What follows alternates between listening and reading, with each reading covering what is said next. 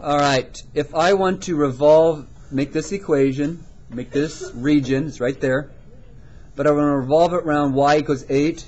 This is y equals 8. I'm revolving it around it so it looks like a cup kind of thing when I revolve it, a really flat cup. So I'm spinning it this way. Again, this is not drawn to scale because that's 2 and that's 8. Alright, so we're spinning it this way. Now when you spin it, don't you see there's going to be a hollow inside? Whenever it's hollow inside, it's washer. So, to do this, when you're spinning it that way, we're going to put a pi out front. Our interval, if we're spinning it this way around that axis, aren't we still having lines that are going this way? Aren't we adding up lines this way? So the lines are vertical, so we're adding up vertically, so this is still going to be dx, and we're going from 0 to 2. Go from 0 to 2, because the reason you want to draw these little segments here is because they tell you how you're going to integrate. The segments are always perpendicular.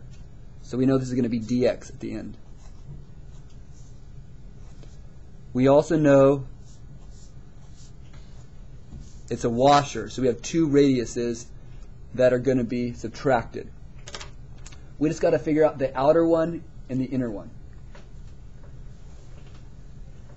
Okay, now if I am from this axis creating my outer one, isn't it going to be all the way from here to here, and isn't it always going to be 8?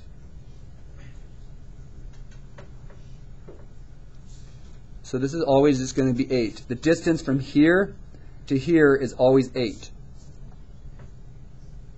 Now, the distance from here to here is a little bit more confusing. Let me write it down. It's going to be 8 minus 2x squared. Now, this is going to take you a little bit to understand. The reason it's 8 minus 2x squared, the length from here to here is 8, correct? The length from here to here, that little shaded region, I should have made a bigger graph, is 2x squared. So if I want the top, don't I take 8 minus the bottom to get the top? The whole thing's 8. If I want, so the whole thing's 8. Got it? This is what I have. I want the other piece, so you take 8 minus what I have to get the other piece.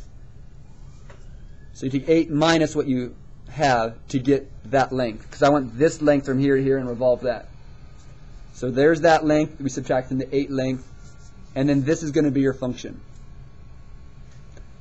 Alright, and you can simply solve this. I'm not going to do it right now, but that's what you would set up.